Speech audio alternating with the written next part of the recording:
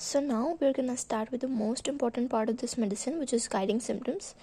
So the first one is, it is the first remedy to commence treatment of all cases that have been unduly drugged by other schools as an antidote to the bad effects.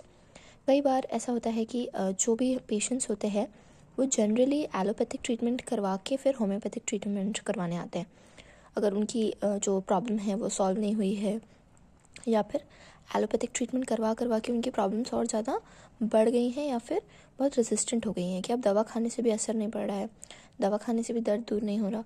तो इस तरह के जो cases होते हैं जो कि बाकी स्कूल्स से यानी कि एलोपैथिक या यूनानी या फिर आयुर्वेदिक या किसी भी फॉर्म की ट्रीटमेंट लेके आ चुके हैं और इतना ज़्यादा अपने केस को ख़राब कर चुके हैं, इतना ज़्यादा एक्सपैंड कर चुके हैं उसका टाइम ड्यूरेशन, कि अब वो होम्योपैथिक के पास आए हैं फॉर द एड। तो इस तरह के लोगों को जब उन सारी मेडिसिन का असर हमें ख़त्म करना होता है, उन सारे एक्शंस को हमें सीज़ करना होता है, उसे एंटीडोट करना होता है, तो उसके लिए नक्स ओमेगा बेस्ट मेडिसिन है। कई बार ऐसा होता है कि पॉइजन के केसेस आएंगे आपके पास कि किसी ने कुछ पॉइजन खा लिया, सो इमीडिएट रिफ्लेक्स कहाँ जाना चाहिए? नक्स ओमेगा पे। Nux vomica is one of the best antidotes in the homeopathic field. तो आप किसी भी पॉइजन को, किसी भी तरह के केमिकल सब्सटेंस को एंटीडोट करने के लिए नक्स ओमेगा का यूज़ कर सकते हैं। या फिर वो कोई मेडिसिनल ड्रग केस हो या किसी और तरह की ड्रग हो या किसी और तरह का पॉइजन हो, तो nux vomica is the best remedy for that. तो वो उसके बैड इफेक्ट्स को एंटीडोट करेगी। Now second is for all consequences and result arising from incidental to modern life, people of all walks of life, age, sex and temperament। ये हर तरह के लोगों पे सूट करती है, चाहे वो मॉडर्न लाइफ गुजार रहे हों या वो विलेज में रहते हों। सेडेंट्री लाइफ वालों पे ज़्यादा सूटेबल है। और ऑल वॉक्स ऑफ लाइफ का क्या मतलब है कि सारे जो फेजेस हैं हमारी लाइफ के उन सब पे सूटेबल है, यानी कि बच्चों पे भी, एडोलेसेंट पे भी, अडल्टहुड पे भी, ओल्ड एज पे भी, सारी एजेस पे, सारे सेक्सेस पे, even if it's a female, even if it's a male, it will work for both. और टेम्परामेंट भी कैसा होगा? टेम्परामेंट हमने यहाँ पढ़ा है, लेकिन इसके अलावा भी हम on basis of other temperaments also nux omega prescribe कर सकते हैं।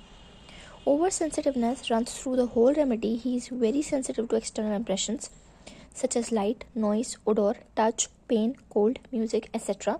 Hypersensitive and over-impressionable.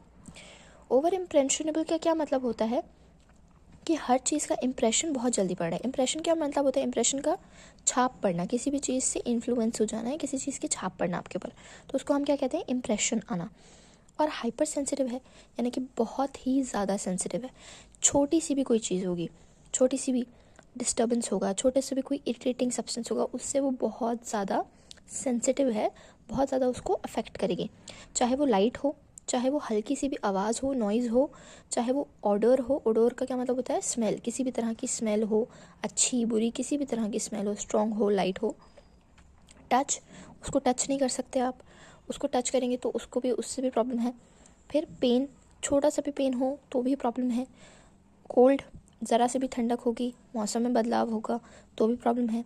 म्यूज़िक बजेगा, अगर कोई तेज़ म्यूज़िक बजा रहा है या कोई बहुत दूर घर की म्यूज़िक बजा रहा है या रास्ते में कोई म्यूज़िक प्ले हो रहा है या कुछ प्रोग्राम हो रहा है, तो उससे भी उसको प्रॉब्लम है, ओवर सेंसिटिवनेस है, क्योंकि उस पर हर चीज़ का असर बहुत जल्दी पड़ता है। Debauches of thin, irritable nervous disposition liable to indisposition, hepatic troubles। यहाँ पे इसका टेम्परामेंट अगेन बताया गया है कि वो ऐसी चीज़ें खाना पसंद करता है जो कि उसको डाइजेस्ट ना हो पाए। जैसे कि वो अल्कोहल पीता है तो उसको उसकी वजह से इंडाइजेशन कॉज होता है, या वो बाहर का बहुत ज़्यादा खाना खाएगा, स्पाइसी, बहुत ज़्यादा मैदे वाला, जो कि हमारे पेट के लिए, हमारे डाइजेशन के लिए अच्छा नहीं होता, which will cause him troubles later on. But still वो लाइबल है, वो वही खाना पसंद करता है। इरिटेबल है, बहुत जल्दी इरिटेट होगा हर चीज़ से।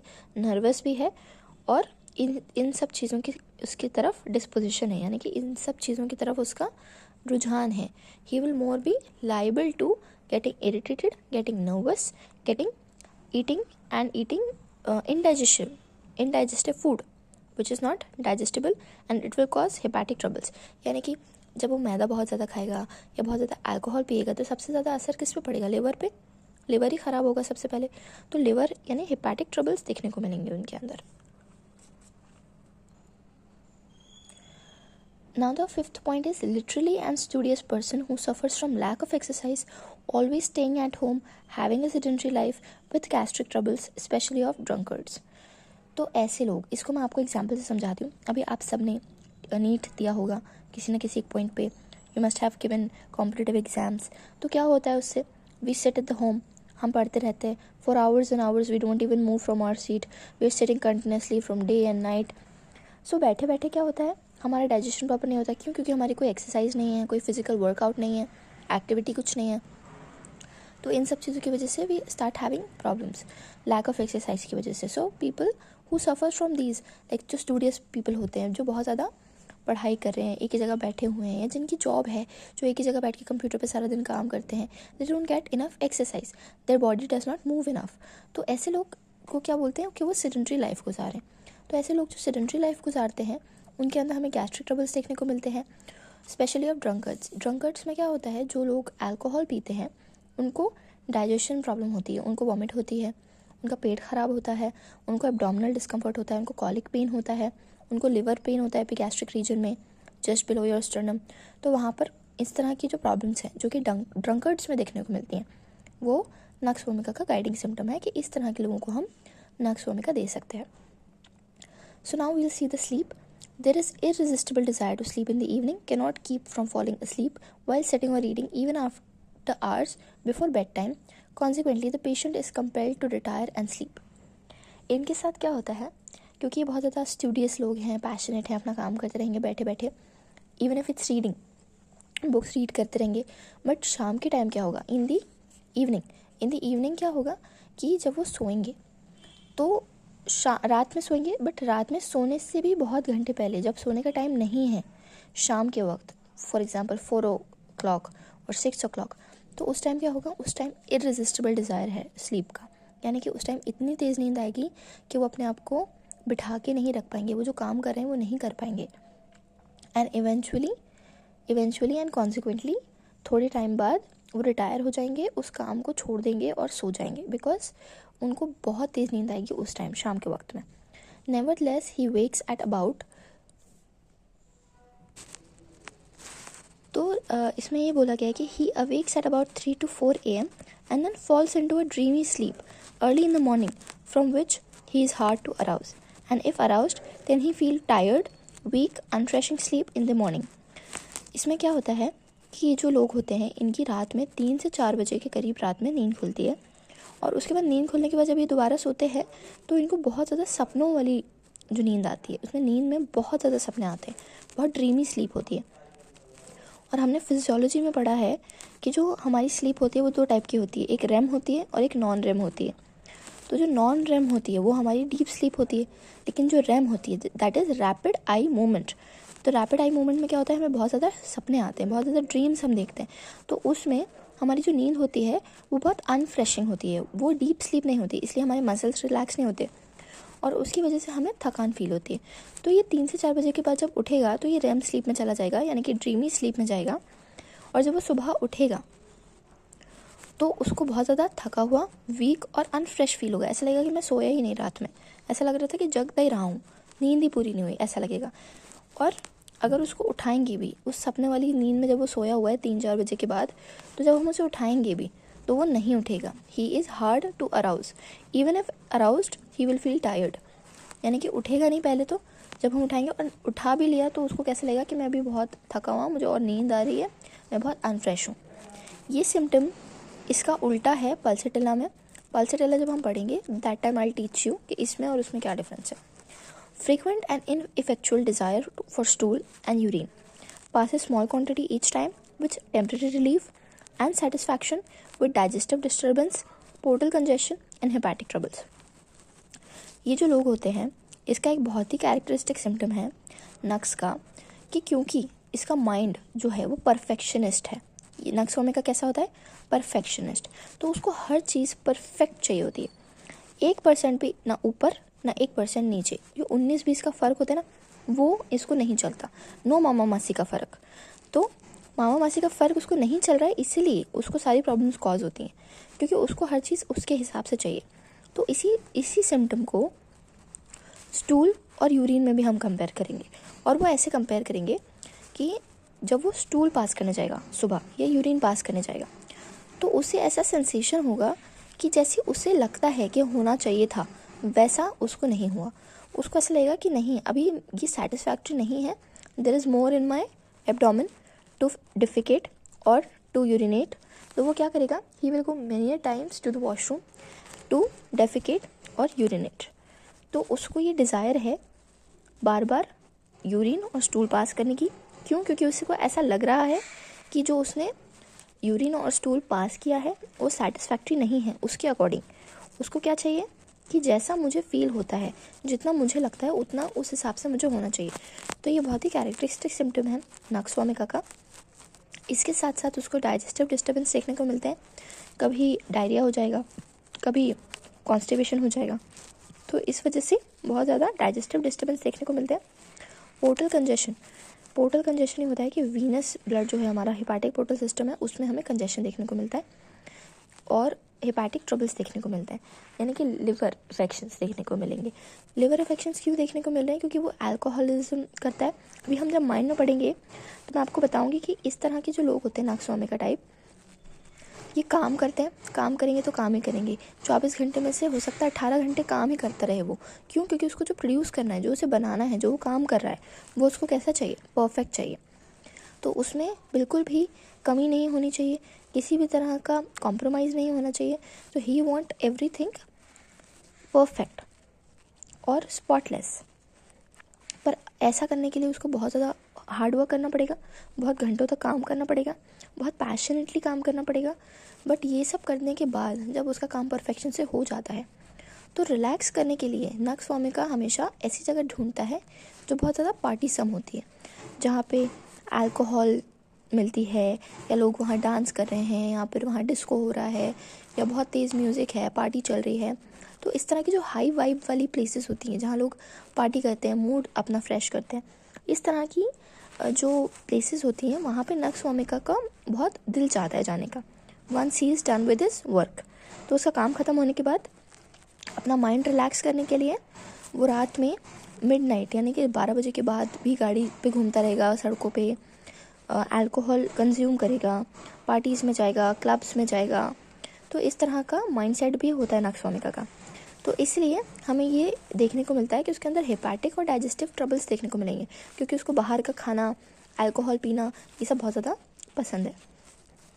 Convergence with consciousness, words by touch and movement, light and order.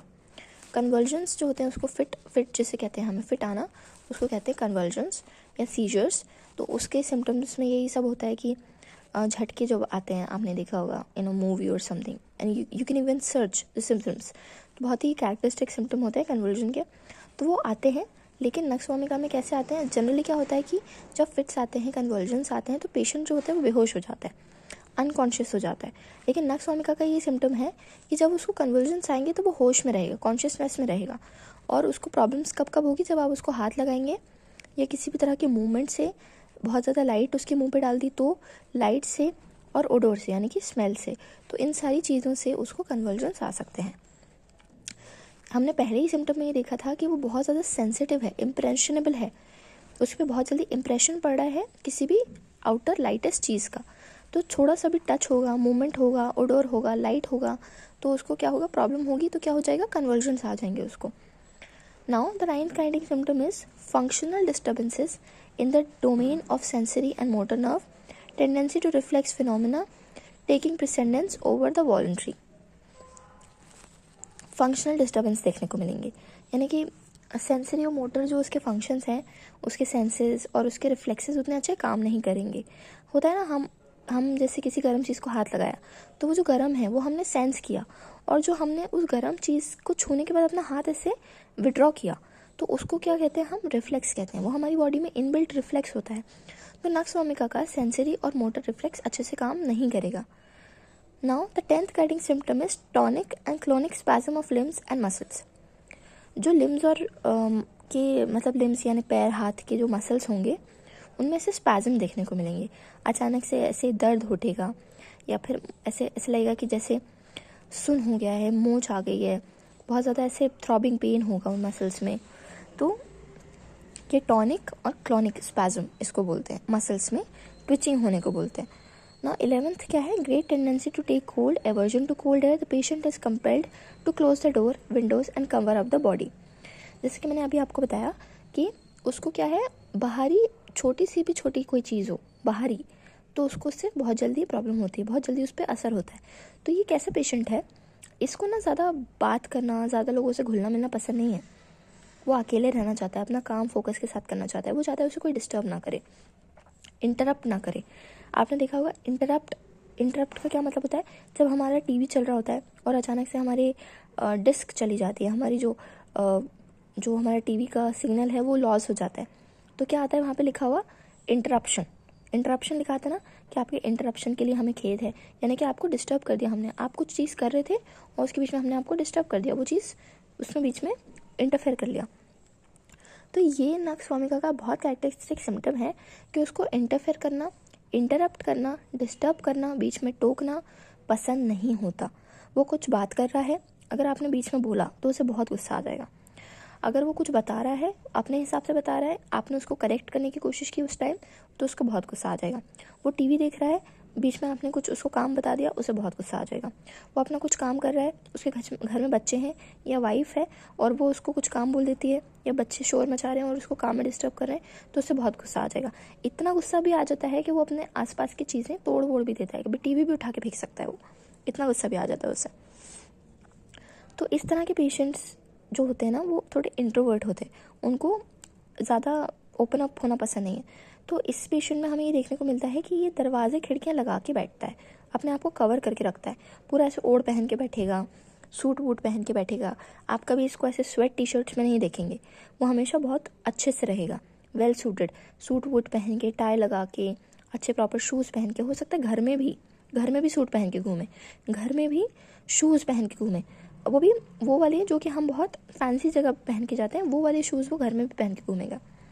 तो इस तरह के सिम्टम देखने को मिलते हैं।